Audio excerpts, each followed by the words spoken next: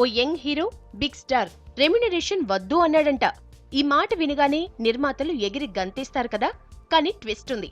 Remuneration వద్దు, లో budget లో మూవీ తీద్దాం, అయితే ఈ తర్వాత వాటా ఇవ్వండి అన్నారంట. అంతే, ఆఫర్ చూసి ఓకే అనాలా వద్దా అనే డైలమాలో పడ్డారంట.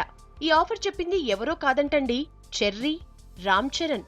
తమిళ మూవీ తన్ని ఓర్వన్ మూవీ రీమేక్ చేస్తున్న సంగతి తెలిసిందే కదా. ఆ మూవీకి రెమ్యునరేషన్ వద్దు, లాభాల్లో వాటా ఇవ్వాలని కోరాడంట. లో బడ్జెట్ గా 10-15 కోట్లలో మూవీని కూడా ఫినిష్ చేద్దాం, సింగిల్ స్కెడ్యూల్లో కంప్లీట్ చేసేద్దామన్నారంట. యాక్టర్స్ విషయంలోనూ ఆడంబరాలకు పోకుండా, బడా స్టార్స్ అని ఢాంబికాలకు పోకుండా క్యారెక్టర్ను బట్టి ఎంచుకోవాలని కూడా సూచించారంట. రెమ్యునరేషన్ తీసుకుంటే బడ్జెట్ అంత మనీ హీరోకే చెల్లించాల్సొస్తుంది. ఈ విధంగా నిర్మాతపై భారం తగ్గుతుంది. హిట్ అయినా ఫట్ అయినా పెద్ద హీరో కాబట్టి బడ్జెట్ రేంజ్ మార్కెటింగ్ కంపల్సరీ. ఇంత పెద్ద ఔదార్యాన్ని చూపించిన పెద్ద హీరోను చూసి అందరూ నేర్చుకోవాలంటూ ఫిల్మ్ ఇండస్ట్రీలో ఒకటే చర్చ జరుగుతోంది.